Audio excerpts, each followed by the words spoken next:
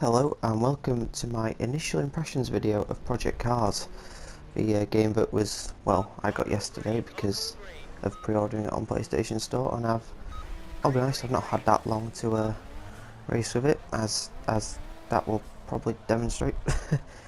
Yeah, this is just a little race around Silverstone in some old BMW cars, which I can assume are tuned. Because they were incredibly difficult to drive, very twitchy, and you had to be very careful when applying the throttle, and I got it wrong a few times, I'm not going to lie. In this video I'm just going to talk about my initial impressions of the game and what I think of the game, and like, who it would attract really, who sort of people should buy this game, and really how well it ranks among the best driving games I've ever owned, to be honest. Firstly, a little bit on this race. It was a race I did about half an hour ago. It was my second online race before I'd done a race in Renault Clio Cups around Monaco, which ended badly because of a few noob drivers. You're always going to get them. Hopefully they're less frequent when I'm Formula 1, and well, I'm mainly going to be in private lobbies anyway, so that shouldn't be too much of an issue. And in fairness, in this race that I've recorded here, they were fairly clean, as you're going to see. There wasn't really any problems. Really problems with my driving. But you know, as you can see, it wasn't just me. I think the majority of the drivers had at least one spin, and you know, a lot of them rage quit. But you know, that's to be expected. But when you've got a car that's that difficult to drive, but also, you know, it's twitchy, but it's manageable. You know, even for someone like me who isn't the greatest driver, I'm going to admit, it's still fairly easy to drive. But as you can see, I'm third already, and that's two people already rage quit, so that gives you an idea of what it was like. But when you get it right in cars like this, it's really rewarding. Like, you know, it's got such a feel of satisfaction when you go through like a corner, like, you know, you go through Maggots and Beckett's complex and you get it pretty much spot on. You know, there's no greater feeling in the world than that at the moment, because you know, this is definitely, you could tell it's a hardcore sim racer. And I'll be honest, I'm not a hardcore sim racer. You know, I love driving games, and you know, I've competed in many leagues, not with much success, mind you. But now back to the game, and well, just the game as a whole. I've only had a couple of hours on it, like I said, but so far my initial impressions are really positive. You know, the graphics, as you can see here, they're absolutely amazing. I mean, I didn't know what to expect. You know, it's come out on PC, been out on PC now for about a year, I think, and people mention how brilliant the graphics are, but also how difficult it is to translate PC graphics onto the next-gen consoles, even though next-gen consoles are a big step forward. But frankly, you know, and so I've heard somebody else say who has a PC version that these graphics are pretty damn close to what we're getting on the PC, which frankly is amazing, to be honest. You know, and definitely the best graphic game I've ever had. That's even a phrase, I'm not sure it is. And yeah, it was it's such it's difficult to describe because obviously I've not had a large amount of time in the game, but you know, I've driven a few different sort of cars, whether it be online races, offline races, or time trial, and you know, every car has its own unique feel to it, which is something that you never really got, even from Gran Turismo games and recent ones. You know, every single car that I've driven so far is completely different, and you've got sort of different challenge of each car, which is, you know, it's going to keep things fresh. And you know, one thing I like is that you get all the cars straight away. You don't have to buy them. You don't have to go out and buy cars, you know, earn money, because you know, frankly, that can be a bit exhausting, and especially on the last Gran Turismo game, you know, you know, it took so long for you to build up the money you needed to buy even decent cars, and you know, and it would very much influence, you know, how much time you got in the game would influence what you could buy, which isn't really fair. You know, if people got to go to work or you know, anything like that, and you know, they're not going to have as, you know, they might be the best driver in the world, but if they're not getting enough time in the game, they're not going to be able to buy all the cars. Whereas in this, there's a few bonus content cars, but apart from that, you get everything completely standard. Which means you can go into lobbies and just drive, which is just what you want to do, to be honest with you. I've had a brief look at career mode. It looks very interesting. You know, you've got to build your way up from carts. You know, and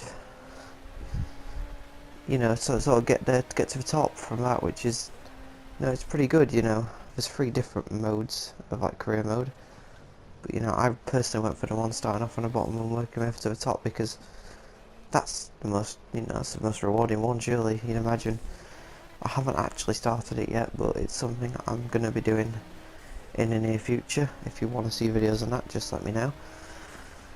Um, Another thing, and I've touched on handling already. You know, it's now I use a very weird control configuration. Yes, I use a controller. You've probably been able to tell that already. I use the arrow sticks to steer and the X and circle buttons to accelerate and brake respectively. You know, which would explain some of the spinning problems I had in this race, but you know, I tried.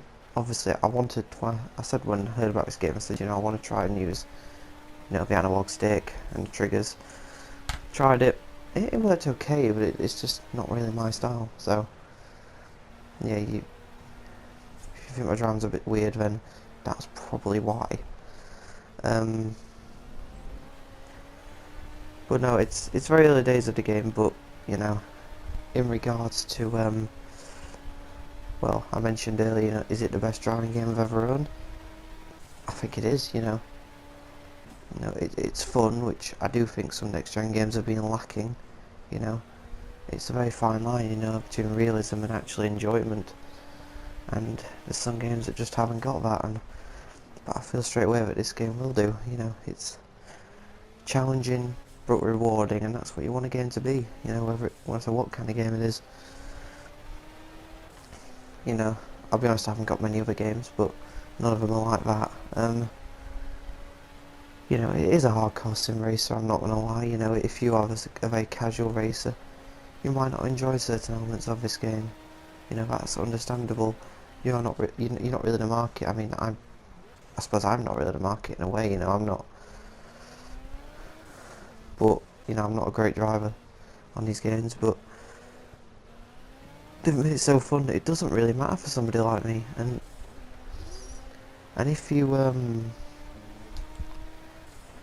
And if you're, you know, one of those people who's like, should I buy this game, should I not? I would completely recommend you to buy it because, you know, even if you aren't, you know, hardcore racing, you enjoy driving games, but you know, you're not big on them.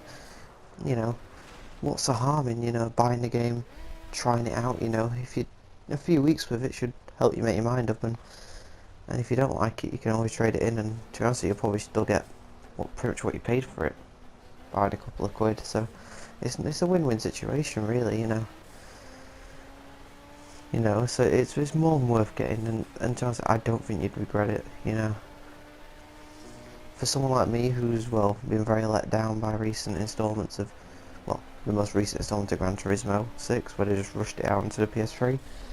You know, that for me wasn't good. You know, I traded it in after a couple of months because the online was terrible. You know, it just wasn't, for me, it wasn't fun. It wasn't good. You know, I was in a league, you know, and you know, I loved that league on GT5, but GT6 just made me want to leave, which, you know, that's poor. You know, and for me, Gran Turismo should have waited until just scrapped, well, not scrapped 6, but just transferred it over to next gen, because there's no point rushing out a last gen game for me. You know, and I'd expect a better from Gran Turismo, but now they've got a real marker to be here, because this game, from what my early impressions, is very, very good.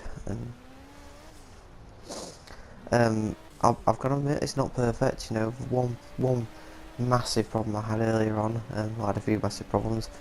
Firstly, I didn't preload it when I downloaded it, so I had to wait until almost 3 o'clock in the morning before it downloaded,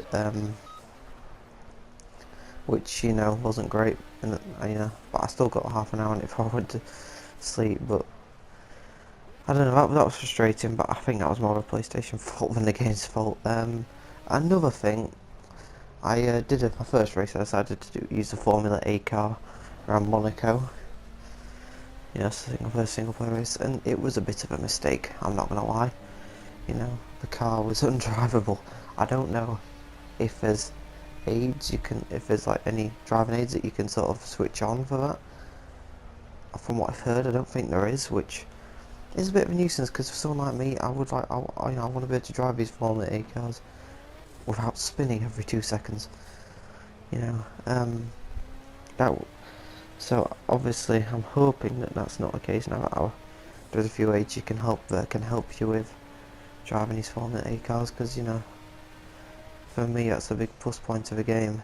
And no, I understand it's a hardcore sim racer, but you know, it would be nice if you could drive every single car. You know, not with maximum aids, but at least with some driving aids, because you know, you've got to get used to a game. You know, no matter who you are. You know, even if you've been on racing games since the early days, you know, you need to, especially on this game where the cars are so twitchy, and you know, literally the slightest bit of throttle, you know, can send them sideways. So you know, that really is perhaps the only thing so far I picked up that perhaps should be changed, but all things considered, that's not bad. Obviously I need to test online extensively and, you know, see if there's any bugs with that, because that's basically what we're in Gran Turismo 6. But for now, that's pretty much everything.